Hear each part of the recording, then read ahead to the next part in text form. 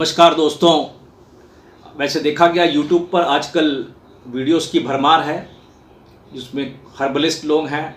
Nutrition से related लोग हैं और कुछ मॉडर्न मेडिसिन के लोग भी हैं जो कई चीज़ों के जेनरिक आइडियाज़ देते हैं ट्रीटमेंट के लिए, और तरह तरह के वीडियो भी इसमें उपलब्ध हैं। कई तो वेरीफाइड होते हैं, कई की इन्फॉर्मेशन वेरीफाइड नहीं होती, और आजकल बहुत सारे मॉडर्न मेडिसिन के लोग भी यूट्यूब पे वीडियोस बना रहे हैं अपनी। शायद लॉकडाउन का असर है या क्या असर है, ये तो डिस्कस करने की या देखने की बात होगी। अभी मैंने हाल में ही काफ़ी जल्दी ही मैंने एक वीडियो देखा है जिसमें हार्ट का ट्रीटमेंट जो रेड चिलीज से कराने की बात बताई गई है, और इसमें एक यूट्यूबर हैं डॉक्टर विश्वरूप राय चौधरी का भी रेफरेंस दिया गया है। उनके भी कुछ अंश उसमें इस वीडियो में शामिल हैं। शायद ये वीडियो कोई क्योर बाय नेचर सब कोई बनाती हैं, उन्होंने डाला है। तो मेरे उस वीडियो के बारे में कुछ नहीं कहना है, हो सकता है उससे इतने लाभ होते हों, लेकिन मेरा मानना है जैसे कार्डियक जैसे प्रॉब्लम या न्यूरोलॉजिकल प्रॉब्लम जो काफ़ी गंभीर विषय है, इस बारे में हमें जानना भी चाहिए पहले कि है क्या एक्चुअली, और उसकी गंभीरता को समझने के बाद ही हम इस तरह की चीज़ों को अपनाने में कोई हर्बल ट्रीटमेंट यदि है, इस तरह का हर्बल इलाज है या होम बेस्ड ट्रीटमेंट अवेलेबल है, तो उसको इलाज अपनाने में कोई मनाही नहीं है। आप कर सकते हैं, अपना सकते हैं, क्योंकि ये जो है अब काफ़ी मतलब प्रॉब्लमेटिक चीज़ है। न्यूरोलॉजिकल डिसऑर्डर्स जो हैं, ये कार्डियक प्रॉब्लम है या स्ट्रेस की प्रॉब्लम है या जो स्ट्रोक टाइप का प्रॉब्लम जो हो जाता है, ये काफ़ी सीवियर होता है बाद में। और यदि समय रहते कोई आपका हर्बल ट्रीटमेंट या आपने लाइफस्टाइल, इसको लाइफस्टाइल वैसे डिजीज़ ही कहते हैं, लाइफस्टाइल मॉडिफिकेशन से यदि आप इसको सॉल्व करने में सक्षम हो जाते हैं, सक्सेसफुल हो जाते हैं, तो काफ़ी अच्छी बात है। तो मुझे लगा कि मैं इसके बारे में कुछ जानकारी शेयर करूं, क्योंकि जो इस वीडियो बना है कि रेड चिली से इसका ट्रीटमेंट संभव है। मैं इसको किसी तरह से क्रिटिसाइज़ नहीं कर रहा हूँ, डिमीन नहीं कर रहा हूँ, मेरे कहने का कोई मतलब नहीं, सिंपली मैं इन्फॉर्मेशन शेयर करना चाहता हूँ। और इसके लिए मैंने दो तीन आपको जो मेरे वीडियो के अंदर 2-3 आपको फ़ोटोज़ मिलेंगे। फ़ोटोज़ मान लीजिए या उसको आप फिगर्स मान लीजिए, जो हार्ट के बारे में बताया गया है कि इंटरनल उसकी स्ट्रक्चर कैसा होता है, वैसे ऑन एन एवरेज हार्ट कैसा होता है। और उसके बाद देखिए 4-5 चीज़ें इसमें बहुत ज़रूरी हैं जो आपको जानना चाहिए। एक चीज़ होती है आर्टरीज़। आर्टरीज़ का बहुत बड़ा रोल है कार्डियक प्रॉब्लम्स की वजह से, मतलब हार्ट की फंक्शनिंग के लिए। अब ये आर्टरीज़ करती क्या है? ये एक टाइप की ब्लड वेसल होती हैं जो आपको ब्लड को हार्ट से बॉडी के डिफरेंट पार्ट्स को पहुंचाती हैं। हार्ट से डिफरेंट पार्ट्स जो बॉडी के होते हैं उसमें पहुंचाती हैं। और क्या पहुंचाती है साथ में? ये जो ब्लड जो होता है इस कैरियर ऑफ ऑक्सीजन ले जाता है, जो बॉडी के लिए बहुत ज़रूरी है। और साथ में जो आपके न्यूट्रिएंट्स होते हैं जो आप खाते हैं, जो आपके न्यूट्रिशनल प्रोडक्ट जो आपकी बॉडी के अंदर जाते हैं, जो एब्जॉर्ब होते हैं, उसको different parts of the body ले जाती हैं। और इसका ये एरोटा जो होता है इसका लार्जेस्ट ब्लड वेसल होता है, ये जानना जरूरी है। तो इन सब का काम खाली क्या है? ऑक्सीजन को कैरी करना और न्यूट्रिएंट्स को बॉडी के हर पार्ट में पहुंचाना। एक दूसरी चीज़ होती है वेंस के बारे में आपने शायद सुना होगा। ये भी क्या होता है कि ये डीऑक्सीजनेटेड ब्लड को ये बैक करती बॉडी हार्ट को। अब जो ब्लड गया वहाँ पर, उसने ऑक्सीजन तो वहाँ पर बॉडी के हर पार्ट में छोड़ दी और न्यूट्रिएंट वहाँ पर दे दिया,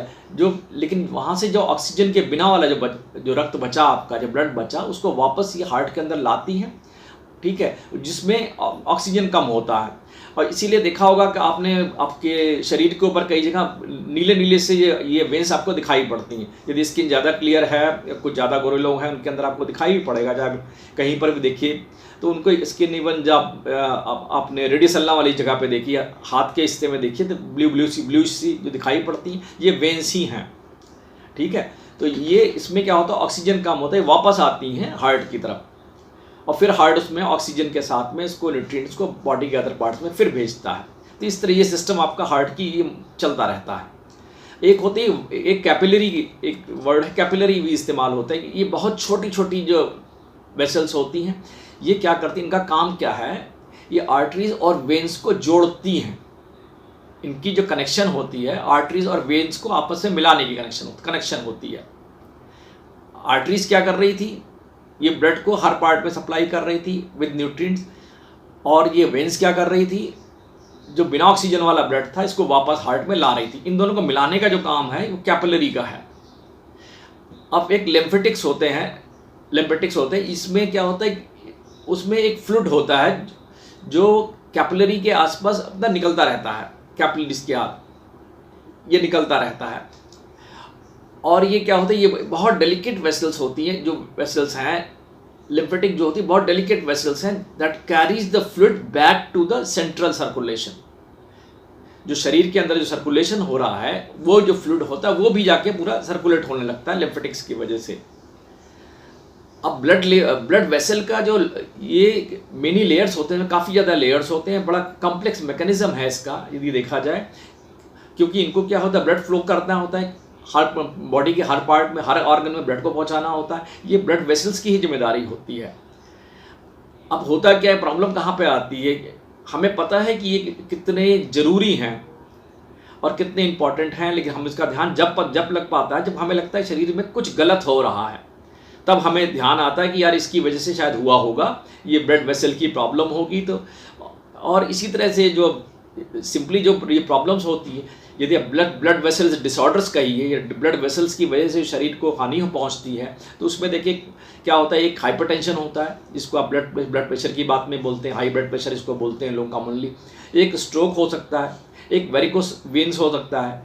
अब पेरिफेरल आर्टरीज डिजीज भी हो सकती है। इस टाइप की जो मेन जो प्रॉब्लम्स हैं ब्लड वेसल्स के डिसऑर्डर्स यही हैं।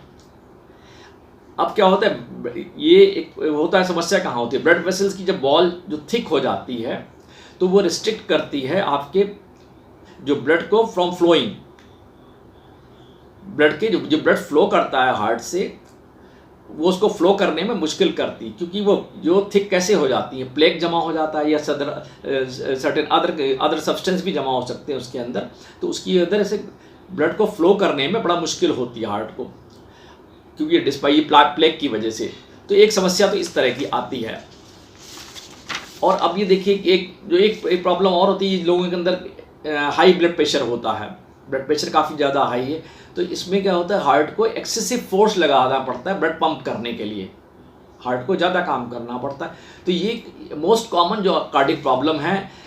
ये इवन वेस्ट में देखी गई, इसकी प्रेवलेंस बहुत हाई है, यूएस के अंदर भी और अपनी कंट्री के अंदर भी। अब ये काफ़ी पंजाब वाले इलाके में या ये जो आपका राइस ईटिंग स्टेट्स है, हरियाणा में, पंजाब में और नॉर्दर्न स्टेट्स में ज़्यादा ही मिल रहा है। लेकिन इसमें एक बड़ी अच्छी बात यह है कि ये मोस्ट प्रिवेंटेबल है एंड ट्रीटेबल है, आप इसको आसानी से प्रिवेंट भी कर सकते हैं और ट्रीट भी कर सकते हैं यदि टाइमली इसको पता लग गया है। और एक देखिए एक होता है कि इसी में जो होता है, ये कंडीशन जब आती है, इसी में स्ट्रोक होता है, जो ब्रेन में स्ट्रोक हो जाता है, हार्ट फेलियर की कंडीशंस आती हैं। अब स्ट्रोक क्या होता है, स्ट्रोक के बारे में जानिए, ये भी बड़ी कॉमन प्रॉब्लम है, आजकल यंग लोगों के अंदर भी हो रही है दुर्भाग्यवश। ये क्या होता है, ये stroke is nothing but loss of brain function, brain का जो फंक्शन है उसको रुक जाता है उसमें, और रुकने की रीज़न क्या होता है, ब्लड सप्लाई होती है, अनइंटरप्टेड ब्लड सप्लाई एक्चुअली उसको चाहिए थी, उसमें इंटरप्शन आ जाता है ब्लड सप्लाई के अंदर, तो उसमें ऑक्सीजन नहीं जा पाती, प्रॉपर न्यूट्रिएंट नहीं जा पाते, इसलिए जो है loss of blood function brain function हो जाता है। और कई बार जो होते हैं ब्लड वेसल्स जो है वहाँ पर रप्चर हो जाती हैं, उसमें ब्लीडिंग स्टार्ट हो जाती है, उसकी वजह से भी स्ट्रोक होता है। तो ये कॉज है, बल्कि ब्रेन डेथ का ये जो प्रॉब्लम होती है ब्रेन सेल्स की डेथ की, यही एक रीज़न होते हैं, ब्लड सप्लाई का इंटरप्शन और ब्लड वेसल्स का रप्चर होना, तो अफेक्टेड एरिया को बहुत अफेक्ट करते हैं। अब जो आपने देखा होगा, अक्सर आप सुना होगा कार्डियक अरेस्ट हो गया, cardiac arrest what is nothing but sudden stoppage of heart का जो सडन स्टॉपेज है उसी को हम बोलते हैं कार्डियक अरेस्ट। अब उसके लिए क्या, जो आप हॉस्पिटल्स में जाइए, मेगा हॉस्पिटल्स बने हुए हैं आजकल मेट्रोपॉलिटन सिटीज़ के अंदर, वैसे तो मेडिकल टूरिज्म के नाम पर काम कर रहे हैं, लेकिन डायग्नोसिस के लिए यदि आप वहाँ पर जाते हैं या ट्रीटमेंट लेने के लिए आप जाते हैं तो करते क्या है, उनके पास कैसे हार्ट को स्कैन करेंगे, उनके पास एक ECG कर सकते हैं, वो न्यूक्लियर टेस्टिंग कर सकते हैं, ईको कर सकते हैं, आप एंजियोग्राफी की बात भी आ रही है, आप CT स्कैन कर सकते हैं, PET कर सकते हैं, CT स्कैन MRI से भी वो मैनेज कर सकते हैं, वो देख सकते हैं, एटलीस्ट डायग्नोस कर सकते हैं, फिर आपको ट्रीटमेंट मॉडलिटीज़ बता सकते हैं कि आपको स्टेंट की ज़रूरत है या बाईपास की ज़रूरत है, इस तरह के वो आपको ट्रीटमेंट जो है एटलीस्ट मॉडर्न मेडिसिन में, मॉडर्न सिस्टम ऑफ मेडिसिन के अंदर आपको वो लोग एडवाइस कर सकते हैं। अब मेजर प्रॉब्लम होती क्या है, ये जो इसके रिस्क फैक्टर मेजर क्या है, एक तो कहीं फैमिली हिस्ट्री आपके अंदर हार्ट की है तो प्रॉब्लम आएगी, हाइपरटेंसिव हैं आप, यदि हाई ब्लड प्रेशर है, आपकी एज ज़्यादा है, लगभग 60 साल या उससे ज़्यादा है, कोई कोमॉर्बिडिटी आपको डायबिटीज़ है या अदर कोई डिसऑर्डर्स आपको प्रॉब्लम हैं, तो आपकी स्मोकिंग की हैबिट काफ़ी ज़्यादा है, आप अल्कोहलिक हैं, तो ये सब आपको ये जो है इंक्रीज़ करता है chances of being heart cardiac problem होने के चांस बहुत ज़्यादा बढ़ जाते हैं इससे। तो इसके लिए सोल्यूशन क्या है कि एक्चुअली क्या है, लाइफस्टाइल डिजीज़ है, इसको यदि देखा जाए इसको बोलते हैं नॉन कम्युनिकेबल डिजीज़ के अंतर्गत आता है, इसको आप कैटेगराइज कर सकते हैं, जिसकी प्रेवलेंस अनफॉर्चुनेटली इंडिया के अंदर भी बहुत तेज़ी से बढ़ती चली जा रही है। पहले यह माना जाता था रिच लोगों की डिजीज़ है, लेकिन ऐसा अब नहीं है, इसकी प्रेवलेंस दिन पर दिन बढ़ती चली जा रही है जो कार्डियक प्रॉब्लम की। तो इसको बचने के लिए कर क्या सकते हैं? पहला तो आप रेगुलर एक्सरसाइज कीजिए, और दूसरा कि आप जैसे ही आपकी एज बढ़ना स्टार्ट हो जाए, आप सपोज यू आर 45-50 के आसपास है, वैसे दिन पर दिन अपना शुगर, सॉल्ट एंड ऑयल का इंटेक या फैट का इंटेक कम करते जाइए, और रेगुलर एक्सरसाइज करेंगे या फूड के अंदर आपके वेजिटेबल एंड फ्रूट्स रहेंगे, तो मुझे लग रहा है आसानी से आपको मतलब ये सॉल्व कर सकते हैं, प्रॉब्लम आपको आएगी भी नहीं यदि प्रॉपर आप इसके लिए वो करते हैं तो। अब इसके लिए जो हर्बलिस्ट लोग हैं, ये न्यूट्रिशनिस्ट लोग हैं, जैसे इन्होंने ये डॉक्टर विश्वरूप राय चौधरी ने ये आपको रेड चिली की बात कही, हो सकता है इसके फ़ायदे हों, तो मैं इसको इससे इनकार नहीं करता, आप हर्बल ट्रीटमेंट ले सकते हैं। हर्बल ट्रीटमेंट हर चीज़ के लिए फ़ायदेमंद है, और कई बार क्या होता है ये चीज़ें आपके घर के अंदर ही अवेलेबल होती हैं, तो इसकी सलाह लेने में कोई वो बुराई नहीं है। लेकिन मेरा मानना था कि शायद इसके बारे में हमें कॉन्सेप्ट्स क्लियर होने चाहिए, क्या है एक्चुअली ये हार्ट प्रॉब्लम है, क्या कैसे होती है, और क्या क्या और फैक्टर्स इसके हो सकते हैं। मुझे लग रहा है ये जानकारी शायद आपको अच्छी लगी होगी, और ये जो ये क्योर बाय नेचर वाला जो वीडियो है उसके साथ में आपको यदि इसको देखेंगे तो आपको कुछ ज़्यादा ही फ़ायदा मिलेगा, और वो अपना सकते हैं, वो भी एक ट्रीटमेंट मॉडलिटी हो सकती है। कई लोगों ने और अलग से ट्रीटमेंट भी बताए हैं, मैंने देखा है इसको लोग गार्लिक, लेमन और जिंजर के साथ में उसको जो आपका ये एप्पल साइडर होता है उसको मिला कर भी कुछ लोगों ने इसको मतलब पीने की सलाह दी है, इससे ही बोलते हैं जो प्लेक होता है वो कम हो जाता है।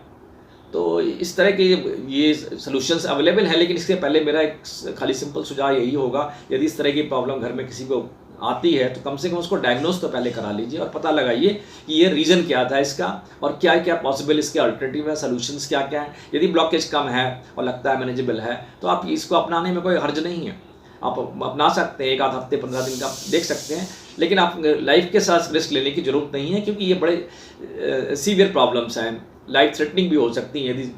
मतलब यदि कंडीशन ख़राब हो, लाइफ थ्रेटनिंग भी हो सकती है, जैसे स्ट्रोक का केस है, कार्डियक प्रॉब्लम है या न्यूरोलॉजिकल और किसी तरह का डिसऑर्डर है, तो इसमें डायग्नोसिस बहुत ज़रूरी। डायग्नोसिस के बाद आपके ऑप्शन इज योर्स, आप whether you go to ayurvedic system of medicine, herbalist, या जो आपके मॉडर्न मेडिसिन के एक्सपर्ट्स हैं, ऐसा मेरा मानना है। आशा है आपको ये जानकारी पसंद आई होगी, और इस तरह के कोई भी वीडियो देखने से पहले इन बातों का जरूर ध्यान रखेंगे। धन्यवाद।